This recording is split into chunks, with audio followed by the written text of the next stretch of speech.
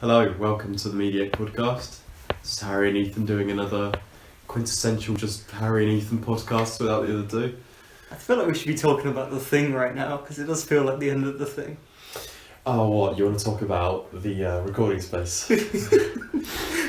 Yeah, this is like the final scene of the thing, you know? We're like McCready and Charles, just waiting it out. Yeah, waiting for the explosion to happen. Basically, there's been a power cut, so the entire house is freezing, and we're trying to cope without any kind of heat, basically. We're recording this on a phone. Yeah, because we haven't got any power on any of our laptops. So this is all we have. This is almost like the apocalypse, isn't it? God, I mean, we might be in a bad situation, but those boys in The Wire season 4, I mean, they're in a worse situation, wouldn't you say, Ethan? Or some of them, at least. Yeah. Series 4 of The Wire is one of those seasons of TV that you constantly hear about and you just have to get around to watching because it's absolutely phenomenal.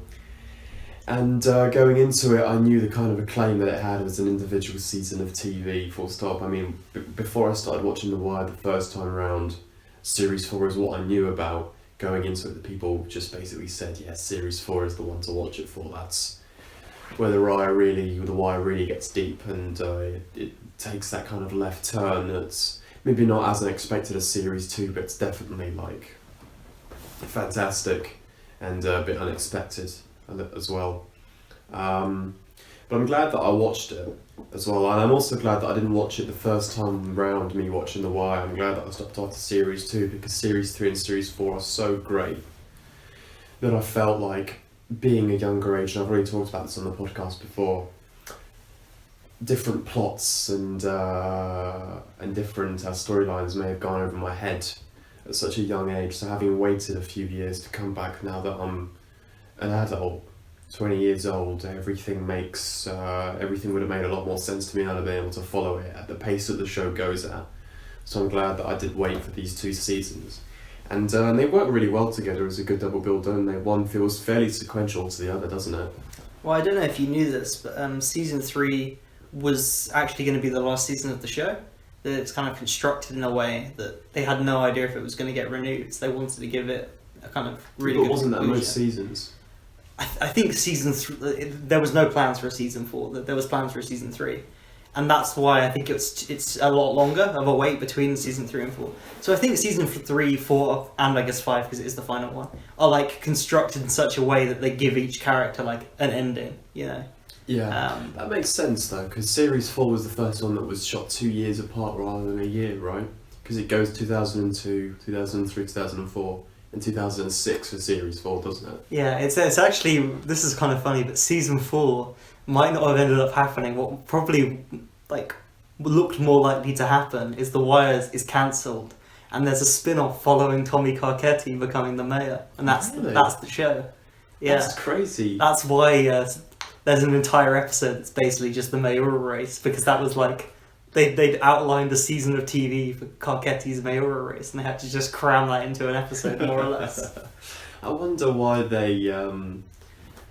I wonder how it is that things came to be that they ended up doing a 4th series rather than doing a spin-off show, because that sounds mental. I mean, I'm glad they did, even though you could basically call season 4 a spin-off, because it's so not about like the police anymore. Really. Yeah, you definitely could. I definitely remember when you were talking about Series 4 while you were watching it, and I was way behind at that point. I think I'd just started Series 1, if that. And you said, oh, you got to go to Series 4, it's practically a different show. McNulty's just not in it anymore. That's the big thing. Yeah, McNulty and Daniels, you know, they kind of take a back seat in the West. Oh, they take a massive back seat. You told me that McNulty now appears on average maybe once an episode. Presbeluski's now the main character all of a sudden. And there's even some episodes that McNulty doesn't appear at all, actually. I think he sometimes goes a good 2 or 3 episodes without you even seeing him, right? Yeah. Pretty much. And then Major Crimes gets disbanded really early in the season. And it's about these 4 kids, you know. It's about... Yeah. The episode 1 is a great episode. You kind of just follow their kind of final few days of summer. I think it does a really good job of evoking that feeling of kind of end of summer, that kind of anticipation. And obviously their school situation's like incredibly different to what our school situation was like, but I think that's a great introduction to all of them. to kind of start the season, I know there's so many characters already, and you have the ongoing Carcetti storyline with him running for mayor, which isn't a spin-off, is in the main show. You have some of the major crime stuff and Marlowe. But they pretty much introduce these 4 characters in one episode, and you kind of get an understanding of each of their dynamics and how they kind of fit in with each other. Yeah, I think from the get-go it's unclear which of them are the main characters though, because when they get introduced they're kind of part of a large group. I think you can tell that Namond, because he's kind of got he's such a loud voice in the group, he's definitely got leadership qualities about him. He's definitely going to end up being one of the characters that you follow. The other ones you were kind of unclear about. I honestly thought the Joy Rider, Donut, he was going to be one that we followed quite a lot. But no, the main 4 are Namond, Dookie or Duquan, Randy and Michael. Right, those are the main 4. And we'll touch on this a bit more as the show goes on, but what makes Series 4 really, really great is, like I said on the previous episode when we did Series 3, Season 3 was so action-packed. I mean, it was like an adrenaline rush all the way through. The plot was constantly being propelled forward, and everything was kind of roped in together. There was this fantastic intertwining web between all the levels of the establishment that just worked so well hand in hand. Whereas Series 4, I really liked it because I wanted something that chilled out a little bit and took its time again, and Series 4 really did that.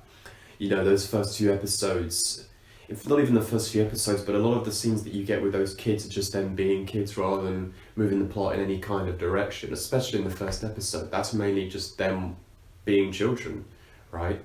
That's how they introduce the characters fucking around outside school and stuff like that.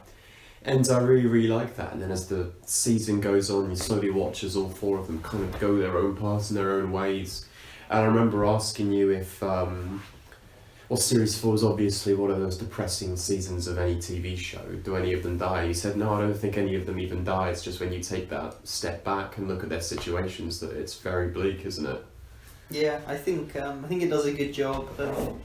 If The Wire wants to take a comprehensive kind of view of the war on drugs, they keep each season reveals a different layer.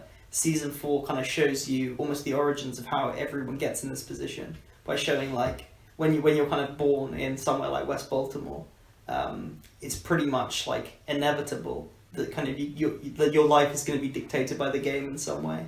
And I think it doesn't do it. Each of the characters feels like a kind of genuine character. It doesn't feel like they were trying to tick a box by going, okay, this kid comes from a rough home, he's going to become an addict. You know, this one's going to become like a soldier. You know, but I think they do a really good job. Like, I'm sure we'll go in depth on all of them, but like, there's so many great like ideas, like Namond being related to Weebay. You know, we'd never heard anything about Weebay having a kid, but suddenly he's like the richest of them. He's entitled, but he's obviously not made for the streets. And then you've got Michael, who comes from like a really bad home, and he's so sympathetic because all he wants to do is kind of take care of his younger brother, so that when he kind of takes a really kind of dark turn, you're still kind of rooting for him.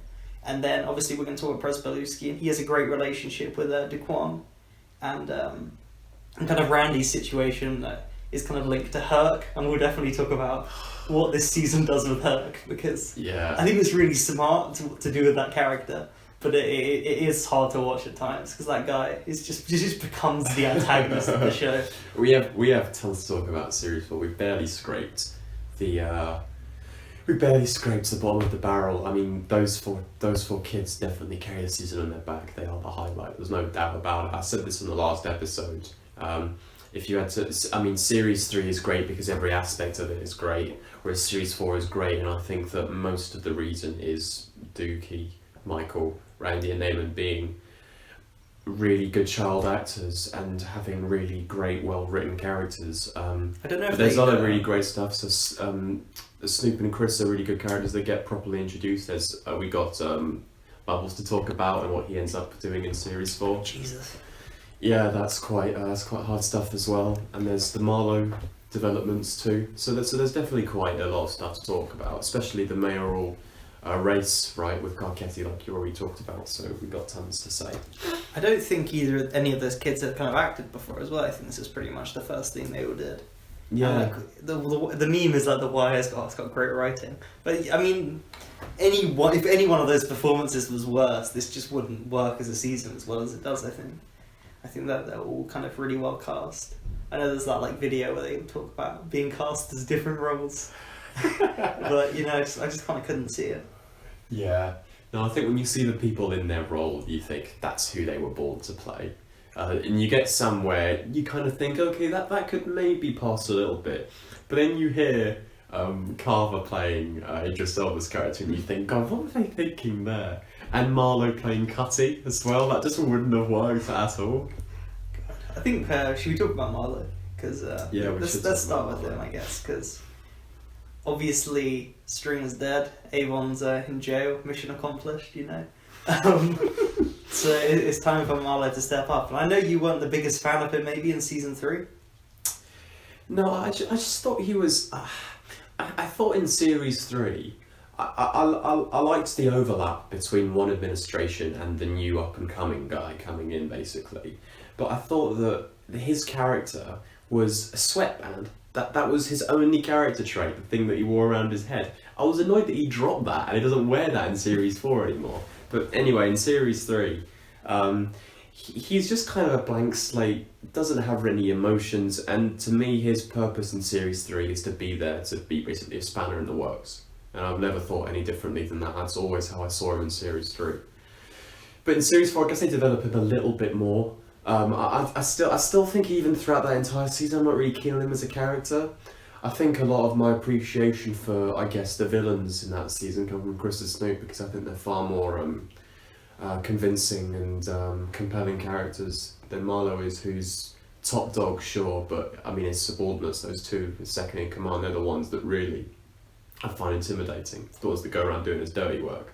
Well, I guess the three of them it's almost like they just feel like this kind of ominous force together. You've got Snoop, who I think is great because Felicia Pearson's basically not really an actor. She's kind of just like, she's like the first person from Baltimore pretty much in the show.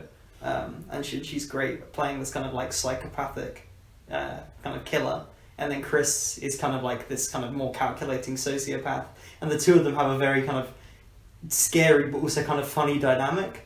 Yeah, I know what you mean. I think there's an argument to be made over kind of which has what role in that bond. But I definitely saw Snoop as someone who enjoys killing for the fun of it, whereas for Chris there's more of a point to it. I'm sure he gets some kick out of it, but he's doing a job for someone. He's doing a job for loyalty rather than just getting sheer enjoyment out of it. Yeah, Chris I always like that dynamic. Chris is like a way kind of harder Weebay almost in a way. Oh yeah, definitely. And there's this one scene when he kind of beats up, he kind of beats that guy to death, where you kind of it's the only kind of hint of humanity you almost get in him. You kind of realise like, it's such a brutal moment. It's crazy when you actually think that when you say something like that. Yeah, it's weird because it is such a kind of horrific moment, but it's also a character that you kind of, as the audience, again, making you kind of really like empathise with Michael. You kind of, just from like his relationship with Cutty and then this guy, you understand that this guy's probably abused Michael before and he kind of fears for his brother.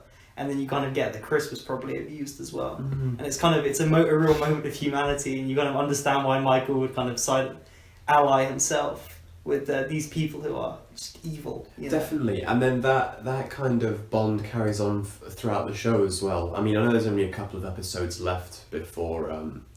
Actually, no, that's not true. Sorry, no, scrap that. Their bond carries on going that way because Michael and Chris almost have a Mr. White, Mr. Orange relationship a little bit, don't they?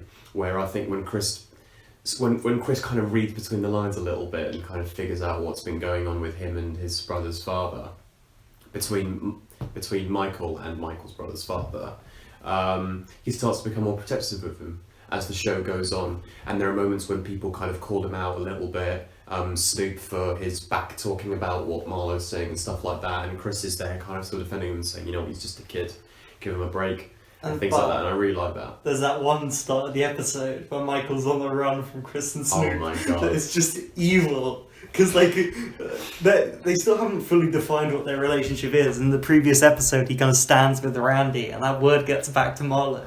The next episode just starts with Chris and Snoop chasing him down with guns. Yeah, and then Michael actually turns the table on them and shoots them both. I don't remember if he shoots them both, but he definitely shoots one of them, and you think, fuck, this is such a... I can't believe you're starting this episode off this way, and you realise it's all just a massive hoax, and they're like using paintballs or something like that, BB guns, I can't remember. But that's a really cool moment. Because they're so like, you've seen Marlowe be so kind of ruthless, and like he killed little Kevin basically for nothing. He's just done all this, and like they do a really good job of showing you like, I think even from the opening theme, like taking these people to the row houses, and you've got this like really kind of creepy song, and the way they kind of light those kills in those houses, you know, with like the shadows, almost like a noir film or something. Like it is really kind of terrifying. So you're like, oh, you genuinely think at that point like they are going to kill this kid because they've killed people for less. Yeah, like Marlowe killed that fucking security guard literally for no reason. Yeah, for just talking to him basically, and not being like a pleasant guy to say something to. Yeah, no, I definitely agree with that. I think you will always watch like really great TV shows, and in most great TV shows that are crime oriented, you'll always have one character or there's two characters where you think, okay, they're on screen right now. This is an episode. If you pissed off these people, you're not going to live to see the end of the day, basically. And Chris and Snoop are definitely those two characters in this show, where they have quite a high body count, and if you ever see them in the dark, you're basically dead, pretty much. There's that fantastic scene in the first episode where Randy tells Lex to go over and talk to whoever, and he walks into this abandoned playground. It's really eerie and kind of unsettling, and then he kind of goes over to a shadow in the distance that's sat on some kind of one of those rotating swings or whatever you call them, or maybe she sat on a swing, and then you realise that it's Snoop, and Lex turns around and Chris has blocked off his exit, and I mean at that point you might as well just know that you're going to die because you're not getting out of that situation alive, and I really like that about them. They're very, very kind of ruthless. You've also got that funny joke in season 5 when Cheese is walking with Chris in the middle of the night, and then Clock's like, wait, am I going to die? Chris, I haven't done anything to piss you off lately, have I? Because they're walking to this suspicious barn at the end of a really dark alleyway. But yeah, I think the threat is the threat is different. Like it's a lot darker. It's a lot more. Avon and Stringell, even when they were slightly unknowable at the start of season 1, they always had some humanity for them. You kind of saw them through D'Angelo, and like there was always. But I guess these people are just kind of are ruthless, and the most humanizing moment any of them get is beating someone to death with their bare hands. And I think the fact that our point of view characters are kind of children and we're kind of seeing the world through their eyes, it makes sense to have this kind of, I guess the villain of the season be so much more deadly. And I guess they kind of are all linked to them as well because, as we said, Namond is related to Wee-Bey, and he's still kind of working for Bodhi, and then Bodhi's kind of linked to them. You know, they've all got a link. As you said, what happened with Randy and Lex in episode 1, that's like a big thing throughout the rest of the season. Yeah, Lex dying in the first episode, I told you this was like a Kieran Culkin Fargo season 2 thing where one action that he does basically sets off a chain of events across the board where Lex kills someone and then he dies for it, and then the cops have to investigate, and then Randy gets in trouble as well for it, and just everything kind of revolves around this really minor character that you only know for like one episode. I think he gets into a fight with someone because he was chatting to his girlfriend, or I can't remember what dumb dispute it was, but he just walks up to the guy and shoots him, and just sets off a really nice chain reaction throughout the season. It's a very frustrating season because as the audience, we kind of it's one of maybe the first situations in The Wire. Actually, maybe this isn't true. Well, we're way ahead of the police. We know exactly what's happening before they do. And you can just see why they can't figure it out, because Major Crimes gets disbanded, because Lester kind of gets a bit too confident and starts serving subpoenas to Clay Davis. So yeah, Major Crimes basically gets... Tom Hammerschmidt comes in and breaks them up. But is that the reason why they stopped them investigating Marlowe?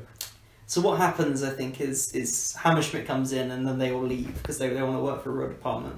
But then because Herc saw Mayor Royce getting a blowjob, Herc gets promoted to Major Crimes as the head detective. So they're still on Marlowe, but obviously they're not competent. You're like, if Lester Freeman was in this department right now, he'd put the pieces together. And at the end of the season, it's like he's back in Major Crimes like 10 minutes later. He figures it out. You know? Yeah, he's a smart guy. It's just like, it's so annoying because there are so many pieces. You're like, if this character just spoke to this character and put together the two pieces of information they both have, none of this would be happening. Yeah, there's a couple of episodes from the police point of view around the midpoint, maybe a little bit before, so maybe about a third of the way through the season, where those few episodes I'm not really a big fan of because I remember them being quite convoluted.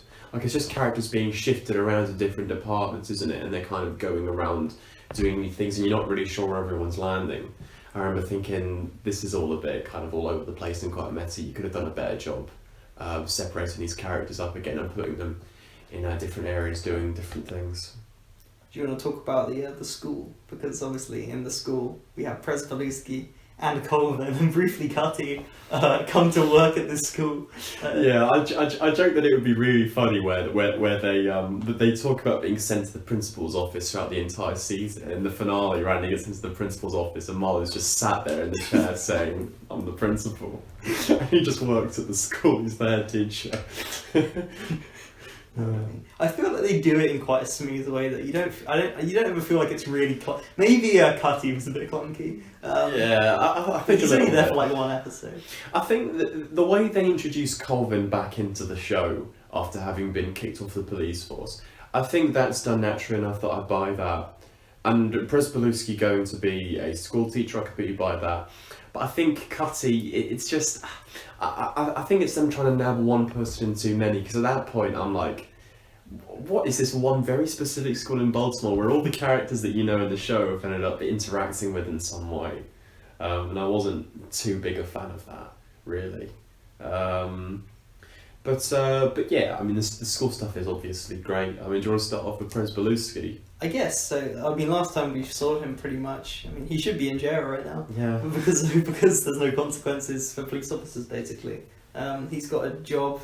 I think they do a good job of, like, at the start, he kind of almost thinks it's going to be easy. He doesn't kind of know what hits him until that, like, first time he has to, like, deal with the kids. And you kind of realise he's out of his depth. A few episodes of him, he's, like, not really prepared. And then that kind of first day, that first kind of lesson he has is kind of ends the episode in such like a horrific way. And then he's kind of shocked to go back and realise none of the children are kind of traumatised by what they just saw, you know. They're all used to it. Yeah. And I think it's just enjoyable television to kind of watch him try and relate to them. You know, it's very much like an Oscar bait plot of, you know, like a white teacher like learning to relate to them. It's very Dangerous Minds, isn't it? But it does have like a kind of depressing ending where it's like, oh no, it's not this optimistic thing where he's like changed their lives forever. It's like, oh no, they have to move on now. You have another batch of kids. When it comes to like the final few episodes with the whole like testing, you realise that the education system, as well as kind of being completely underfunded in these kind of schools, is just completely fucked. Where like the only way they can get the funding that they need is to kind of do these like nationalised tests. Yeah. To get the results, they have to like do. They're not teaching the kids almost, you know. I like to think that he as a teacher has made some impact on their lives a little bit though, especially as the season goes on. I think he starts to employ more of a Colvin standards on how to teach these kids, where the teachers at the school kind of get hammered this idea of having to teach a very specific curriculum for these exams coming up. And he's the one who's kind of more interested in finding ways to teach them maths in more practical ways and relating it to their lives, rather than teaching them from a textbook, for instance. And that's when he starts teaching them probability, and it's about playing dice games and things like that. And I think that's really good, because you wouldn't have other teachers doing that at that school, because they will be following the curriculum very closely. And I think Dookie especially, I think he made a difference in Dookie's life a little bit, even if by the end of the show it hasn't amounted all to much, because Dookie's still on some path where it seems like the only person who can really save him is himself, if he wants to. I guess because by the end of the season you almost have that though, where it's kind of he's made some impact with Duquan, but he just has to go to high school because they just have to move kids on. You know, that's pretty much just for financial reasons what they have to do. So he almost can't help him anymore. And they kind of have one final interaction. I mean, there is a season 5. You see him again. He's got his like beard, you know, he's like a pro teacher now. Mm-hmm. You have kind of have one final interaction with them outside the school.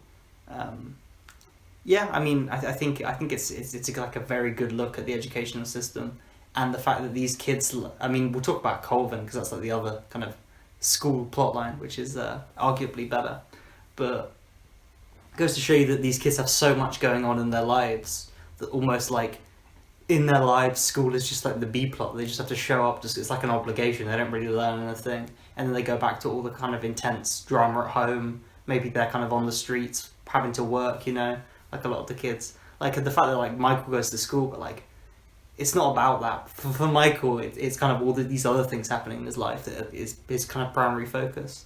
And I guess Presbalewski and Randy have quite a good relationship when Randy's kind of selling the candy to kind of make money. Mm-hmm. But then he has so much more going on that he gets completely kind of fucked over by the school because... do you want to talk about Randy now?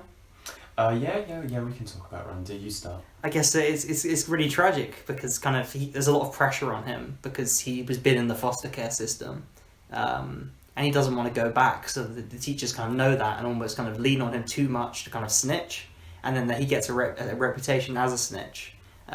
First for kind of talking about things that are happening in the school, and then it comes to him saying what he saw in episode 1, the event that kind of kicks everything off.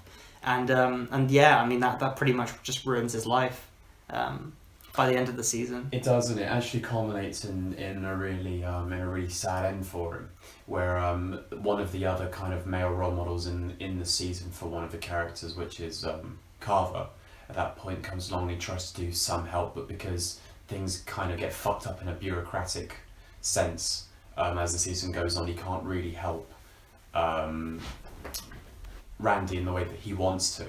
And then there's this really sad moment where people torch Randy's house, and he gets 3rd-degree burns all over his body, and then Carver visits him in the hospital and he's got burns all over his face, and he made a promise to Randy that he would protect him, and in the end it didn't really amount to much. And it ends with Randy going back into the system that he kind of did everything to try and stay out of, and not only that, but he kind of has this reputation where he's just gonna be, I guess, kind of bullied, I guess. Yeah, I think the last scene that we see of him in that series is him being beaten up in his new dorm, back in the system again. So you are right about that, yeah. And I think it does a good job of kind of showing that Carver tries to help, and because of fuck-ups kind of in the system, people kind of not really being able to prioritise or caring,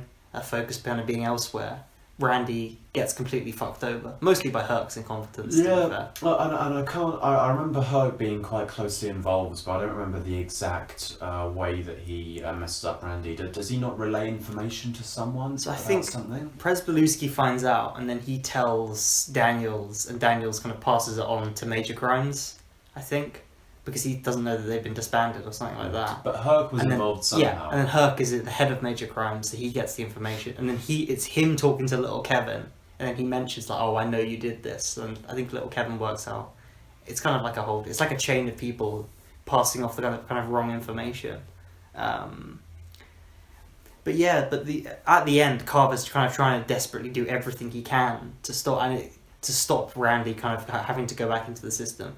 And like the only thing that he's like, "Oh, I can adopt him," and then they kind of tell him, "No, you can't do that." I guess because he was they kind of know he'd have to do that officially, whereas Colvin can adopt Naaman. Yeah. But the idea that the only way to kind of save one of these kids is to literally adopt them, you know, because with the other kind of kid that does get adopted, Naaman, Colvin has to it's like a big kind of process that Colvin has to go through, and kind of convincing Weebay just to give a kid one kind of opportunity at a better life. I think it does a good job of showing that all of the good characters and the good people can't just adopt everyone and try and take them out of the circumstance and give them a better chance. Oh, exactly. It's as much as The Wire kind of is about individuals, it really is kind of about systems, the systems and the showing the story of how these systems are going to fuck people over, and it has to focus on individuals to do that. But it's interesting that when Presbalewski goes to the school, he finds that actually the situation there is not unlike the one that he had in the police department. There's this really good scene where all the teachers are being told that they have to do things a certain way, and he talks to the teacher next to him and calling it, "This is juking the stats," maybe turning larcenies into wah, and things like that to give the appearance of things doing better, and when in reality it's just juking the stats, fixing things up to make it have that appearance. So it's really the situation is very similar in a lot of places. You wouldn't expect it, but with all of these individual institutions, you can't avoid being sucked into the rules that they play as much as you want to try and change them yourself. Should we, in talking about kind of schools duking the stats, you want to talk about Colvin in this season? Yeah, definitely.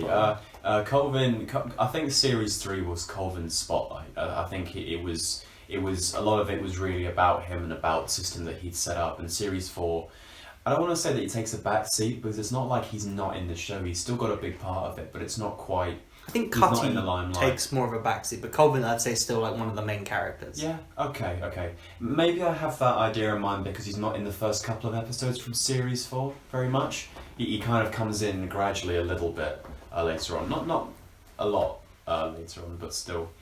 And Colvin's been basically assigned to work on... the term they give them is corner kids. They're kind of the underachievers in schools, aren't they?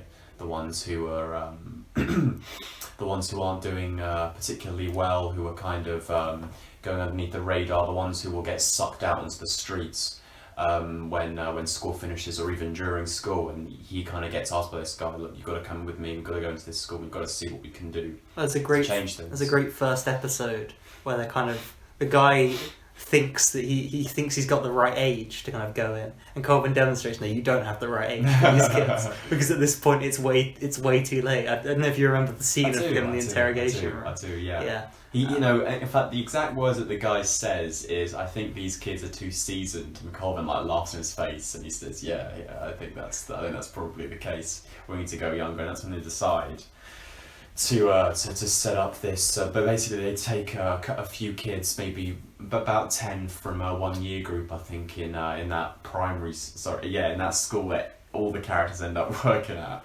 and they kind of just focus on those kids and trying to get them to behave better in classrooms a lot. And those scenes are really, really good, and I think overall the arc of Colvin in this season just further demonstrates to me what I really love about him as a character, why he's my favourite character in The Wire, is because in Series 3, what the system that he set up it had there was respect about it, and there wasn't a sense of oppression or a sense of superiority about the way that he handled things. He was all about trying to get people to rise to his level and come up with some kind of system where, this is what we have here, you come and join it, and you get benefits out of it and I get benefits out of this, and in the grand scheme of things we're going to make things a better place. And in Series 4 I think he has the same thing, where about halfway through the season he realises, look, we can't keep teaching these kids how to behave in classrooms the way that we want them to behave. We have to get them to want to behave in the classrooms on their level, and it becomes about treating Namond and the other kids not really as students, but as as people, as human beings who are rebels, who are rebels. And it just goes to show what I really, really like about Colvin as a character. He's all about respect, and he's all about trying to not play games by his own rules, but try and mix in other people's rules as well, if you see what I mean. Yeah, I mean, when we come to I think Colvin in seasons 3 and 4, and then Gus in season 5 really are kind of author surrogates, in that they're doing things the right way, and they're very much in Colvin in both seasons. He's kind of behind or proposing this kind of seemingly from the outside radical solution, but it pretty much demonstrates that while it kind of may have problems, it does work, because these kids at the end, they are kind of more focused, they're more kind of engaged with school, because this is a better way of teaching them. And if they're kind of, and I guess similar to season 3, it has pretty much the same ending, where funding or political pressure and this is going to look weird to outsiders, and this isn't going to help us score points in funding politically, and kind of help. It's fair enough in both senses, kind of why these programs get shut down. But Colvin is just kind of the kind of common sense. He's kind of probably where the audience are, and that this is obviously a good idea. And I think in this season, it gets shut down because the kids aren't going to be able to do the tests, Yeah. Because I think they're like, oh yeah, because these would be the children left behind, and Colvin's like, oh, they already are being left behind. We just don't pretend that they are. And I think it's a good continuation of Colvin's character from season 3, and it kind of his relationship with Namond, which is kind of develops as the season goes on. I felt like it developed really naturally. Like the first kind of couple of episodes together, I wasn't like, oh, he's going to adopt her. You know, like I never would have kind of seen that coming from the start. I think they do a really good job of kind of having those characters interact in a natural way. Yeah, it's nice to see that in Series 5 those two characters still do get along, because they, over the course of Series 4, that I think they start off, there's a bit of a tension between them, but as it goes on their rapport builds up so much, and they act like friends even if one's, 30 years older than the other. Yeah. It's really nice to see. I mean, we might as well talk about the Season 5 appearance, because it kind of is it's just a complete. It's almost like a kind of fan servicey goodbye. Yeah, there's a little bit. You see at the end, kind of Namond is excelling because he was given an opportunity to be adopted by a kind of middle class family that aren't putting pressure on him and are supporting him. Mm. And that he's kind of given that stability and a second chance, and he is excelling, and he'll probably go on to be something. And I guess the other kind of Season 5 cameo is you see Randy again, and Randy's completely the opposite.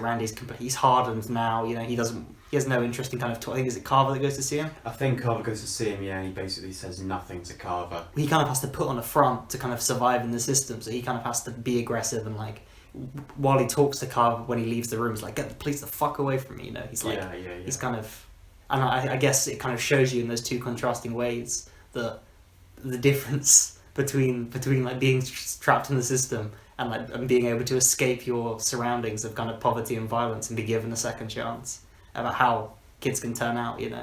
And as much as you can kind of blame individuals for like, oh, you need to pull yourself up by your bootstraps or whatever, really you're kind of doomed by your circumstances. Unless you're given a chance, you can't really make anything of yourself. So who left do we have to talk about now? We've talked about I think we've talked about all the kids a little bit.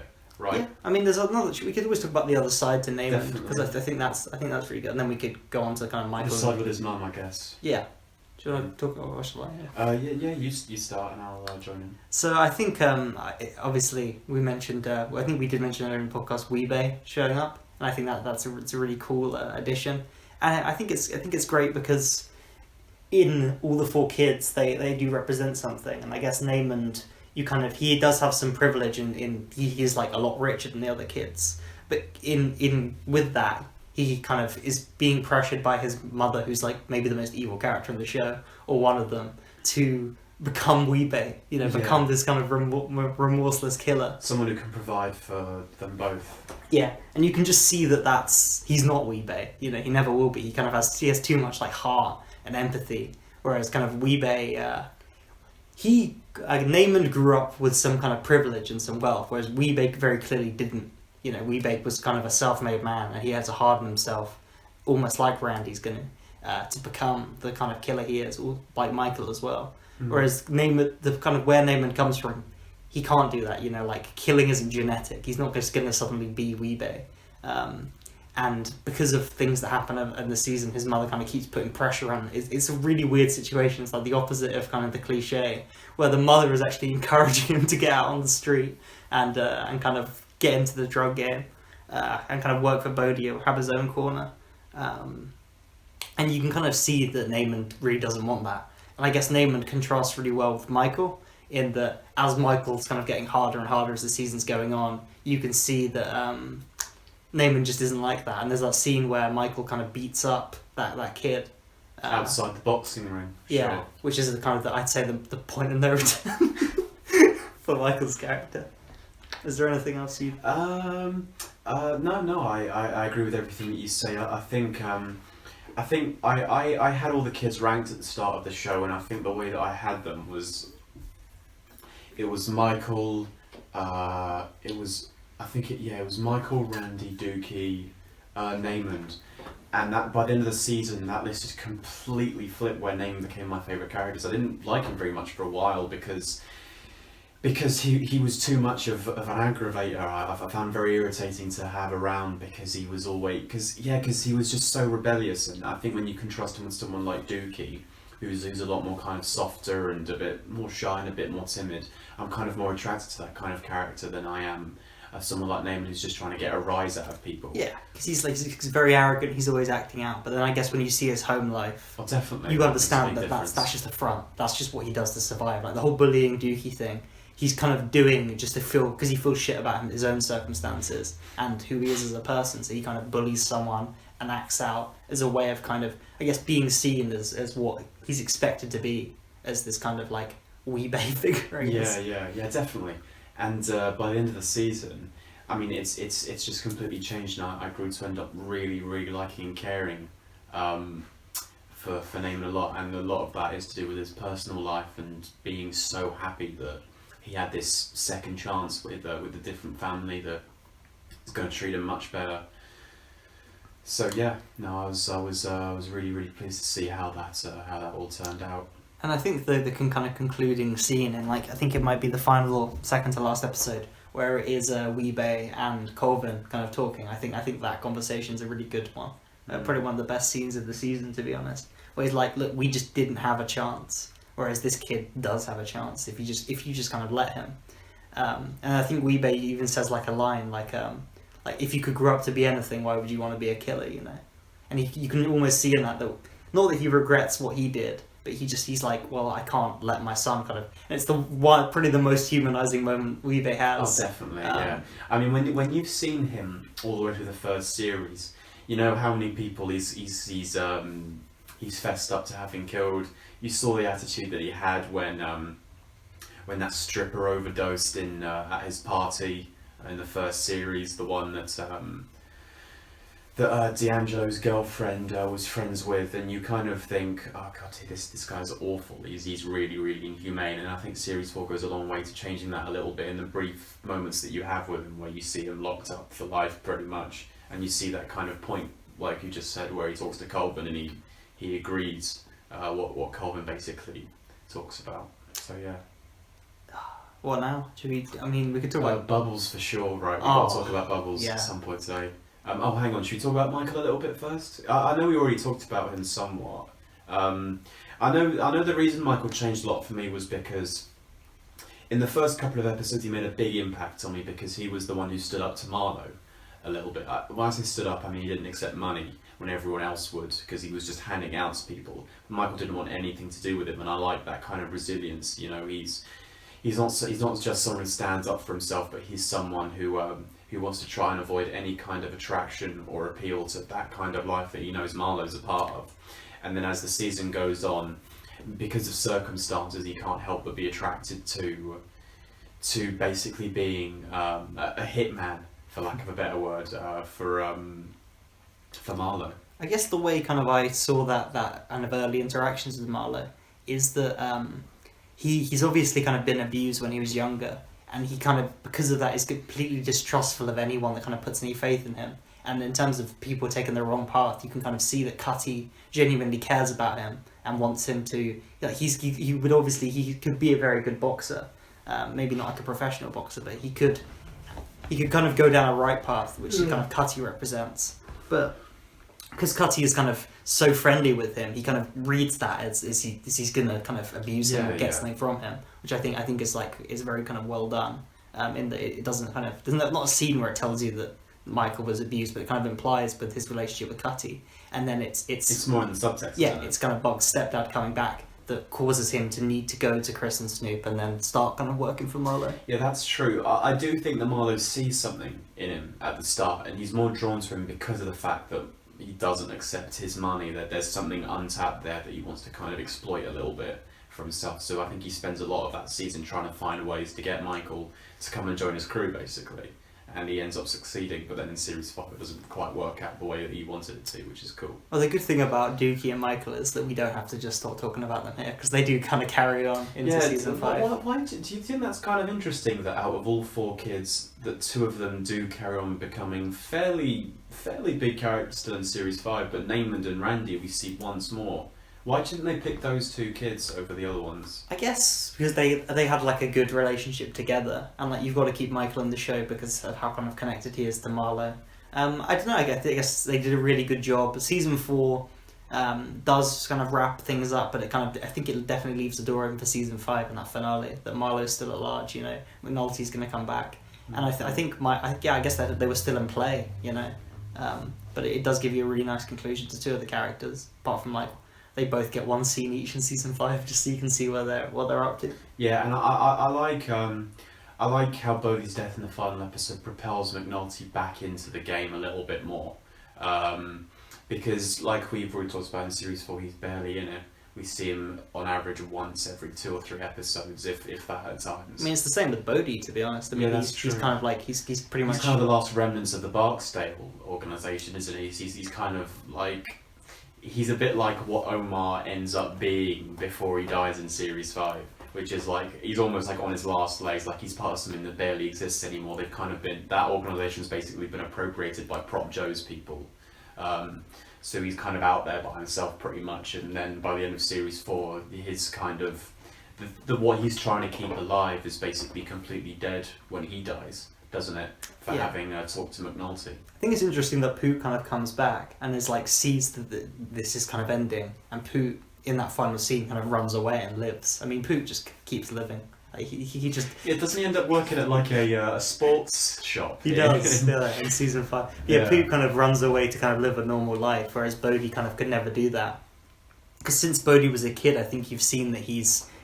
You know, it's that line where he talks, unless there's some smart-ass pawns, and he always saw himself as a smart-ass pawn. And he had nothing more, that he was always kind of... He kind of lived his life committed to the game.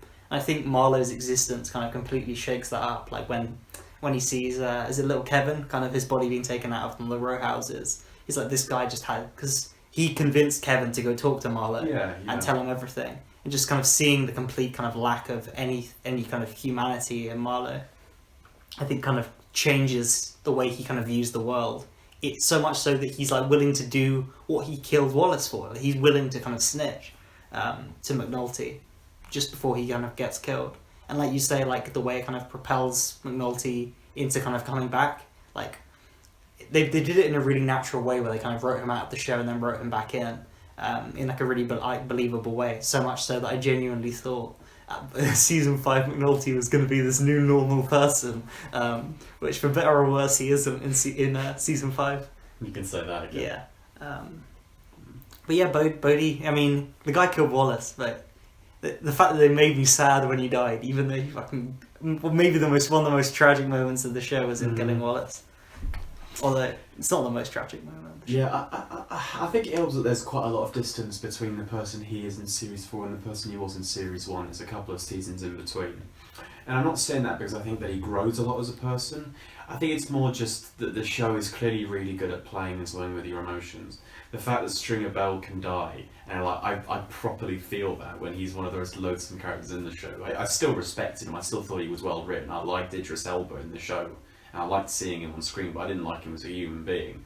But when he died, I felt empathy for him because it was such a run of shit luck he'd had that entire season when he was trying to do something that meant something for him. And Bodhi's the same, where like for that entire 4th season, he feels like he's on his way out. It's not like his death is obvious from the get-go, but I'm not surprised that he did die, if that makes sense. Yeah, I think he definitely has the Stringer kind of thing, where he's given the scene before he dies to kind of eulogize. Same with D'Angelo, where he kind of explains his worldview and the way before he dies, in that way that The Wire has those great scenes. You're like, that's such a good final scene. You kind of know that the character's gonna die, but even though you kind of don't actually know, I think he like D'Angelo, like Stringer, gets a really good kind of final moment on that bench, and they call back to the chess scene as well. Yeah, definitely. I think it's really good.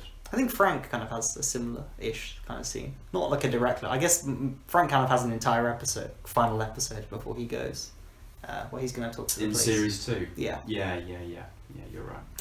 Should we talk about Bubbles? Yeah, I mean, I said that... so Wallace's death was, one of the kind of saddest moments, but I think maybe the kind of saddest storyline is Bubs in season 4. Like... Season 4 kind of often gets touted as the most kind of bleak and depressing season of The Wire. And I think I would agree, but definitely in Bubbles' storyline. Like, this, it's just kind of brutal. Like, his relationship with Sherrod and then him trying to kind of get Sherrod away from, these like bad people he's hanging with, and then you just get episode after episode of him getting the shit beaten out of him, and no one helping him. I know it's because it's the things that make it so depressing is the repetitiveness of it, the feeling like this is going to last forever, and also the fact that, like you said, he is constantly asking people for help, the ones that are meant to be looking out for him, Herc who always again, fuck him over. just being the biggest villain of the season. I know, right?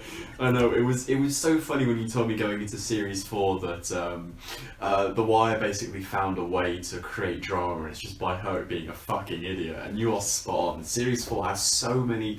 I think there's an entire episode of that show that feels devoted to pointing out how dumb Herc is, because a lot of characters are just really mad at him around episode 8 or episode 9.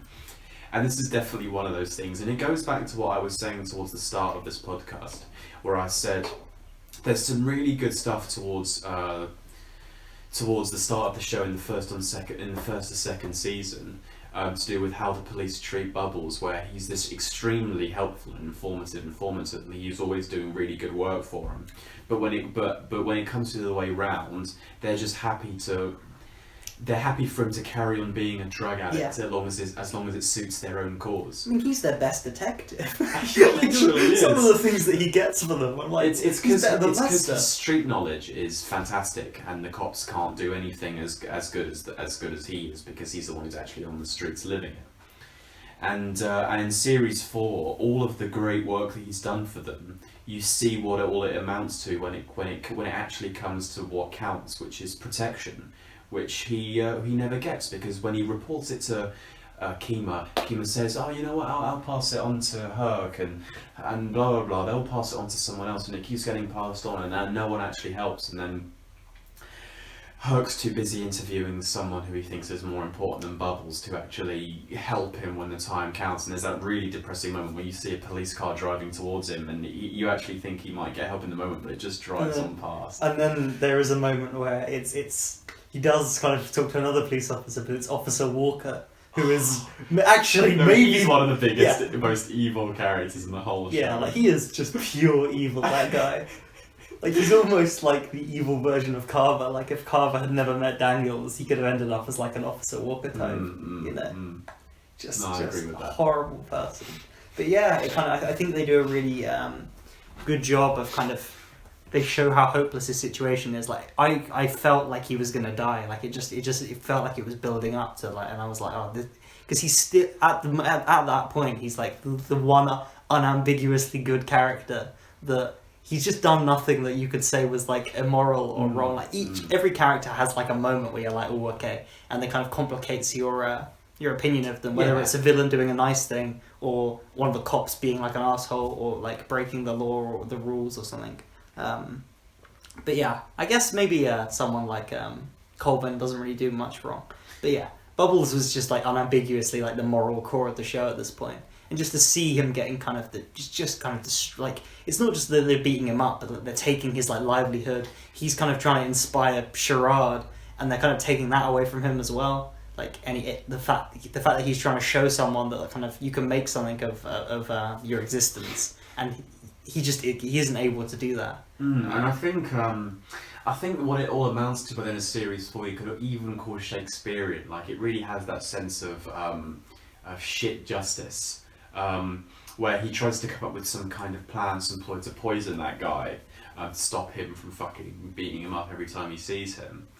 And when Sherrod comes back and you think that Sherrod might be there permanently for good, he ends up taking that drug capsule that Bubbles intended for the guy who was beating him up, and Sherrod overdoses. And then Bubs goes and reports himself to the police station. He almost commits suicide in the interrogation room. I think when finding, because the second you have that, he's put the whatever it is, like kind of poison in the vial, and when he wakes up and you're like, oh, I think you kind of know, and then I think Andrew Royo in that scene is just incredible. Like season 5 as well, we'll talk about, but he just gives such a great performance. And then the first almost 10 minutes of the season finale is kind of his confession, like you said, and it's just it's really kind of an incredible performance by him, and kind of really moving. And by the end of the season, for another kind of a really emotional scene is when he's in the hospital and Kima kind of goes with that guy from the kind of the drug addict guy, and I think he just walks into the room and Bubbles just kind of breaks down when he sees him, and Kima kind of doesn't go in. I think that's another really kind of emotional moment. Yeah, I agree with that. And it goes on to, in season 5, he's pretty much again even stronger the moral core of the show, and has a lot of probably the most emotional plotline, and like that's probably the most consistently good plotline of season 5 as well. It's everything that he's in. Yeah, no, I'm totally on board with that. You're right. Damn. So who else do we have left to talk about? Is that everything? Or should we slap some numbers on this? So I guess we've kind of talked about the 4 kids, right? Yeah, Pretty much. yeah. I think we have. In a kind of roundabout way. I mean, we've loosely kind of touched upon kind of Cutty. We kind of mentioned him briefly. Yeah, I mean, are there any good moments or good scenes in the season that you like? I know there was one towards the start of the series that I thought was fantastic. It's actually how I think the 2nd or 3rd episode ends, where it's a debate between Carcetti and Royce. Well, we need to talk about all of that stuff. I I guess. I guess that is true. And Namond is watching the TV, and he flips on the news channel for a second, and at that point in the debate, he's talking about the school system and how it needs to be changed, and he says, "We are leaving these kids behind," or maybe it's Tony. What's he called? Tony Gray? Yeah, I think it's Tony Gray actually talking at that moment. And Namond isn't even paying attention to the stuff in the debate that's directly about him. He just turns Halo 2 on, and that's how the episode ends, and it's a really, really great moment. God, my favourite thing about Halo 2 is that half the screen just has the words Halo 2 on it to let the audience know what game he's playing. Yeah, I guess we haven't even touched upon like pretty much the entire political thing. No, I guess that's true. We haven't talked very much about it. I think it's pretty good. Like obviously we mentioned in the season 3 podcast how it starts, and Carcetti's just like a different guy because he basically has no chance of winning, and then kind of through circumstances which we won't go into the whole thing, he does end up winning. You know, he I guess plays it well at the end. There's that whole thing where Royce like tries to kind of like play the race card. Like he has all the posters with the kind of like African font and colouring, and then he like tries to do that like Photoshop picture of Carcetti, which I guess for the time would have been like a really kind of new concept, so using Photoshop to kind of create political propaganda like that. And then Carcetti kind of wins. I think there's a really good scene where Carcetti is maybe with the former white mayor or his dad or someone like that, and a white guy comes up to him on the street and basically just like kind of says something racist to him, thinking like he's kind of almost on his side, and you understand that even though he probably got like 100% of the white vote more or less in Baltimore, which might not be like tons, but like there's definitely like a entrenched kind of racism that kind of propelled him to some of his success. And you get that with another great character introduced in this season, Norman, played by Reggie Cathy. I know you're a big fan of Norman. Norman, another one who just says what the audience are thinking. Yeah, and he says, black people sometimes vote white, but white people just don't vote black. I think Norman says at one point. And then halfway through the season, he becomes the mayor-elect. I don't think he actually becomes the mayor until... Does he become mayor in the season, or maybe very late in the season? No. So I think that the actual, I guess, no, it's not really a primary, but I know that there's a second election that they just gloss over that he has to win as well. Oh Remember? Yeah. So it's for the Democratic primary, and they're like, well, they're not going to vote a Republican. I think. Yeah. So it is like the primaries. But I think it's right. So the important election is the one where he has to beat Gray and Royce. And he wins that, and there's a second part to it, which is arguably in the real world more important, but it just kind of happens off screen. He wins that. But he does spend, I think, a good chunk of the season as mayor. And the really cool thing and really sad thing go on. I think he's in the position that Biden's in now, where it's like there's a few episodes where he's not technically the mayor, but he's kind of getting a sense of it. He's the mayor-elect, right? I think... Yeah. I think that's true, but I even think... Okay, yeah, no, you're right. That probably is true. Maybe that is the case for the rest of the season. You're right. But the really cool and sad thing about Carcetti's arc is that in Series 3, I was fully behind him. I thought everything they said was really inspirational. I think he was someone who was really about social change in a way that Royce clearly wasn't, or at least he wasn't in appearance. And series 3 has, I think, the final episode, a really great scene where he's on the council. He's in front of Rawls, I think, and Burrell, and he has this incredible speech about how we need to save Baltimore. And so series 4, I was completely behind him. I really, really wanted him to win that election quite badly, and he does win it. And it's a really fantastic moment when he does. But then as the rest of the show goes on, you see that, well, he has that one fatal mistake, doesn't he? Where he should take the money and does it, and everyone kind of gets fucked over by that for the rest of the show. So I think we should come back to that, because that's the kind of end of the kind of arc he goes on after winning. But he kind of he has this speech about you're just going to have to eat shit, basically. And all these kind of forces that he kind of had to negotiate, but because he was white, he knew he'd never get their endorsement of like the Black Caucus, Nerys, the ministers, all these kind of people you have to negotiate with. Dealing with Burrell, and he wants Daniels, and you kind of get a sense that like he talks to Daniels realizes he's genuine and kind of takes the promotion and is willing to play the game again, whereas Daniels has kind of taken a backseat, a bit like Minotti. And then you kind of get the character that I don't even know his name. He's like the white version of his advisor. Oh yeah, yeah, that guy. And like suddenly he goes from being someone who thinks he can improve things to he finds out that the schools have no money.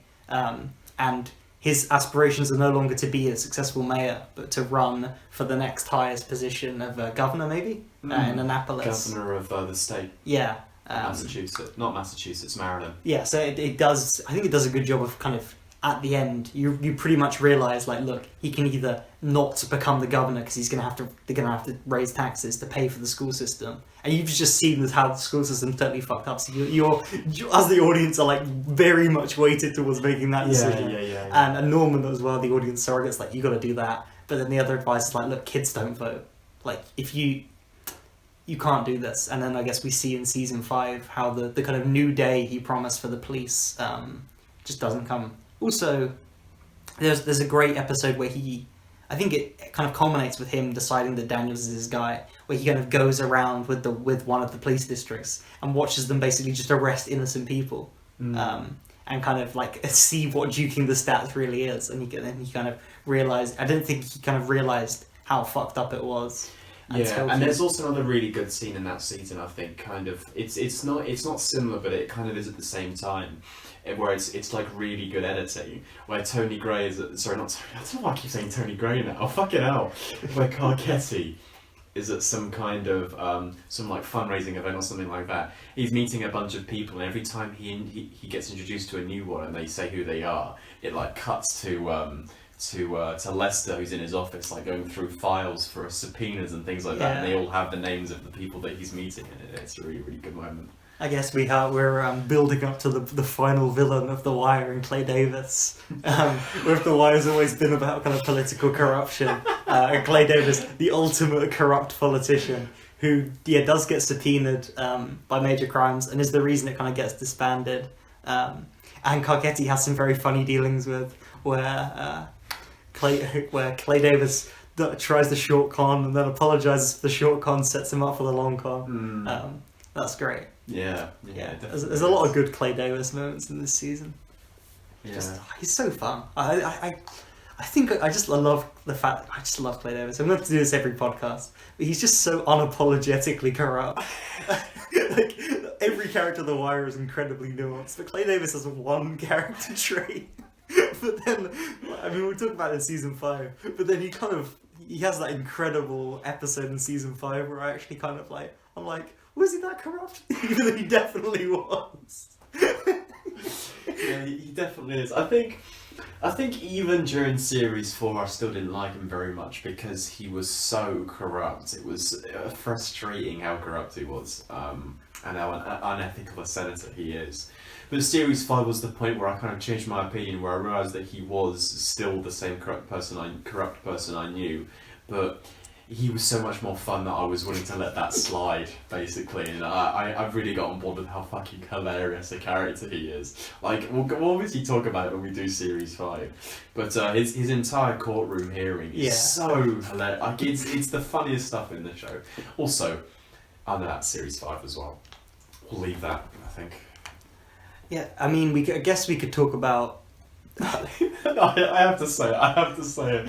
It's I know it's Series 5, but I think one of if not the funniest moment in the show for me was when Herc started working for that lawyer, the one that we both hate, and Marlon comes in and he turns to Herc and he says, "Oh, did you end up finding that camera in the end?" And it's just it's so priceless, that moment.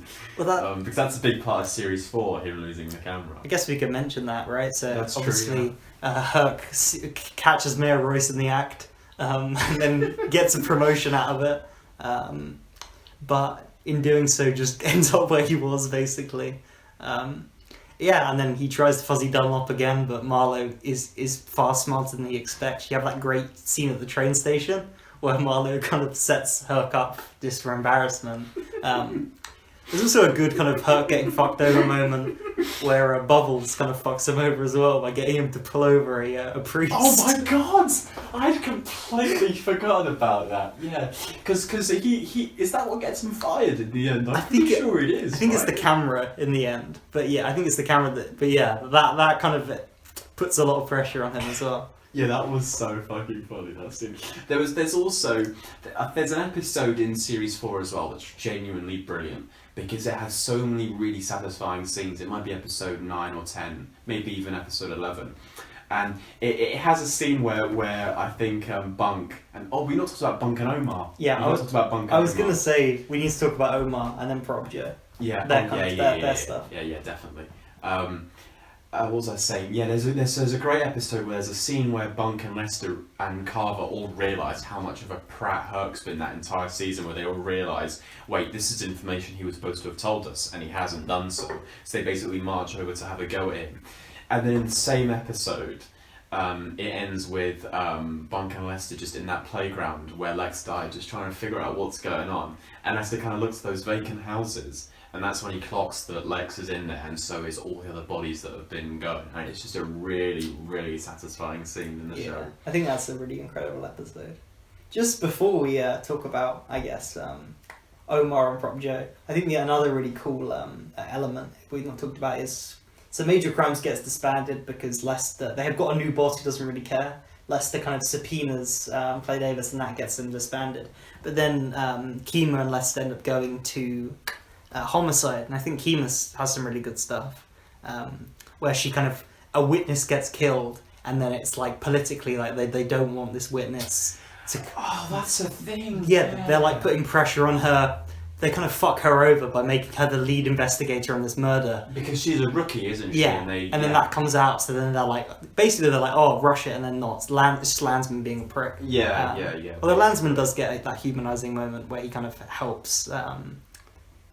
He kind of doesn't arrest Bubbles at the end of the season. Final episode, yeah. But yeah, you've got that, and I think it's usually you've just got a couple of great scenes where Kima works out what happened, how this witness got killed, and it's just a stray bullet basically. Someone was just target practice. Yeah, but what makes that scene so good is it's another example of really great visual storytelling where someone pieces together exactly how an event happened.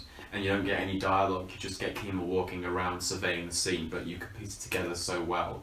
It's very similar to that scene in Series 1 with Bunk and McNulty trying to figure out how someone died in that flat, and they're just saying fuck the entire time, basically. Yeah. But it's another great example of solving a crime without any dialogue, but as an audience member, if you're just watching the scene, you can see exactly how it's being pieced together as it's going along. It's very satisfying. And then it turns out it was completely random the state's witness got killed. So what was a big event that helped Carcetti get elected, one of those like things I mentioned earlier. It was a complete chance event, yeah.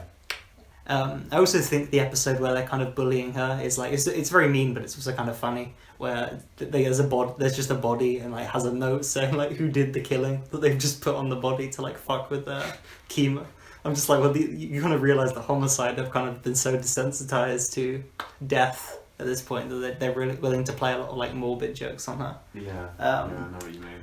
But yeah, do you want to talk about Omar, Bunk, Yeah, Prop Joe. we can. Omar's got some really good stuff this season where he kind of gets set up by Marlowe as a murder, But right?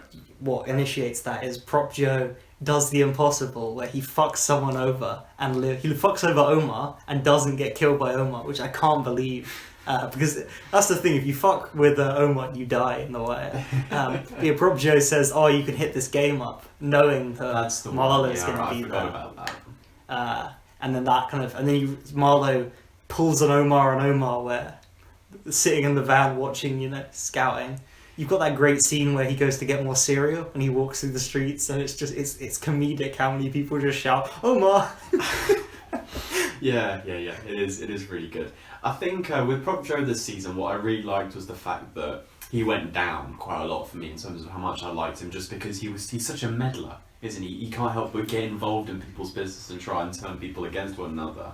So it was really, I loved the scene so much where once Omar's in prison and gets released, he comes out, he goes back for revenge, and the scene where he walks in with the clock is like, that is such a great scene, because I was so happy for someone to actually speak up and fuck Prop Joe up, because he was so deserving of it at that point, how much of a meddler that character is. Because he was the character who originally kind of fucked over Omar towards the start of the show, where or maybe it was in series... No, was it series 1 or series 2? It was to do with Stringer, series but 1. He was more involved with it than he ever let on.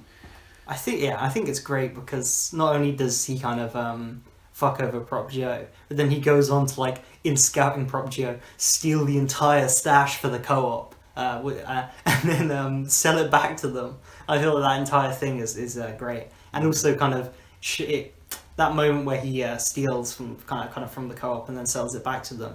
And Marlowe's kind of distrust of Prop Joe. I mean, he was right to distrust him because Prop Joe actually gained money from that transaction by lying to Marlowe for how much he paid for it. Ends up being the reason that Marlowe, who throughout the season is becoming more and more kind of involved in the co-op, is a lot more distrustful of Prop Joe and kind of Marlowe sees the Greek, and he kind of realises that I can cut this entire thing out if I can get to the supplier, which kind of is one of those watch this space for season 5.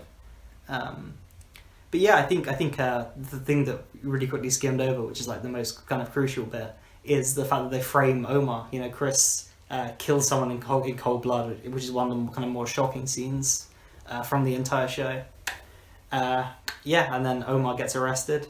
You kind of see Omar in prison. You realise that this guy's not going to survive. Yeah, this could go downhill very quickly. There is a scene, because I knew Omar was going to die by the end of the show, just because it had been spoiled for me a really long time ago. And I thought that could be the scene, because it was towards the end of an episode and he's kind of in a cell by himself, and then a guard kind of opens the door and these two guys walk in, and they look very, very menacing, like they're about to attack him. And Omar's pretty defenseless, and he's got kind of his fists out. He's not really armed. He doesn't have a great defense going on, and it's also very convincing because that entire episode while he's been in prison, people have been kind of very aggravated towards him, haven't they?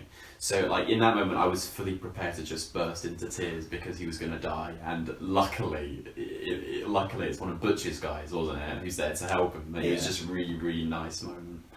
I think that's great. And then Bunk kind of getting him off is another kind of great subplot, because obviously you understand about Duke and the stats and how they have to keep the murder rate at a certain point.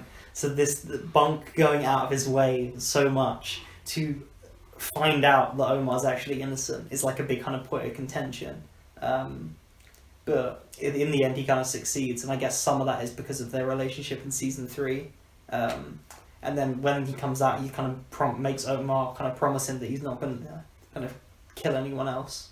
Mm-hmm. Which I guess is why Prop Joe lives. It's because of Bunk in that way. Yeah.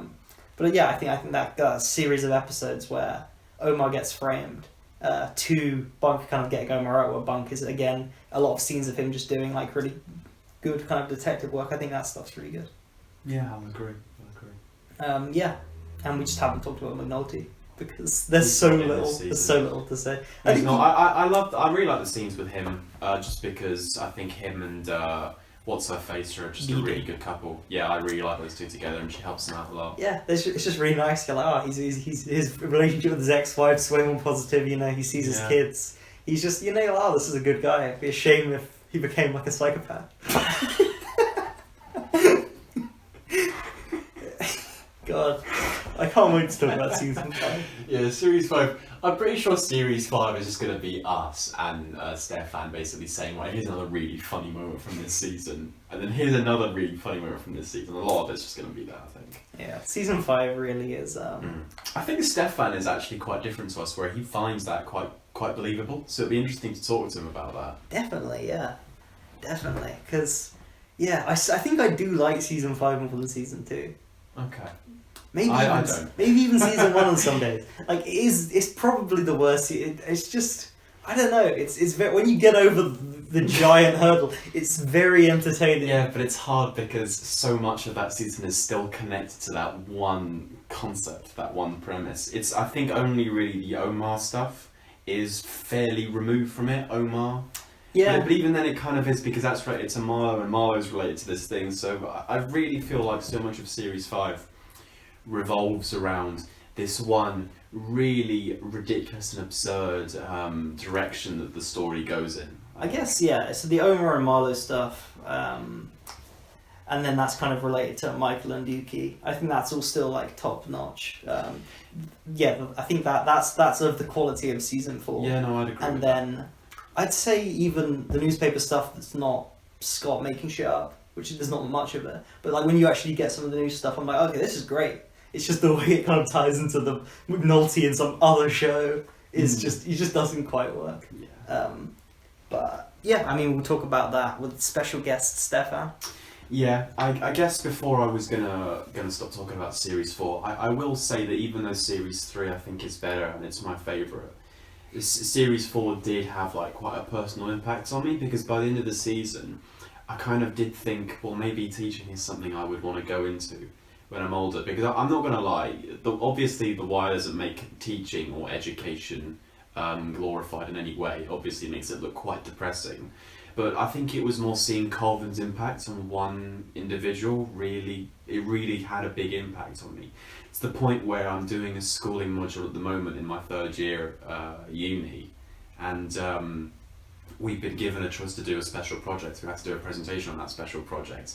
And my presentation isn't on The Wire, obviously, but it's on motivating underachievers. That's the topic that I picked that I want to talk about and I would want to do my project on when I actually go into school 2nd semester. And I'm going to admit the reason I wanted to do that is primarily because of Bunny Colvin in Series 4 of The Wire and the impact that he has on them. It really inspires me to do something similar in my own life. You just want to take some kids out to a restaurant, you know, and see them not enjoy it. Yeah. In a really good scene. Yeah. So I will say that Series 4 over any season of this show did make me kind of change my lifestyle more than a TV show ordinarily would, even if it does, you know, have some emotional impact on me. So I will give Series 4 that credit where credit's due. I mean, I think it is the best. I think it's between 3 and 4, definitely. Yeah, I think. But I even think Series 1 is maybe just a little bit behind those two. Like, I wouldn't say there's much in it between all 3 of them, even though I'd say 3 and 4 are definitely better. Yeah, I think 1, it's just the simplicity, still finding their footing a bit, and 3 and 4 are just trying to do different things entirely.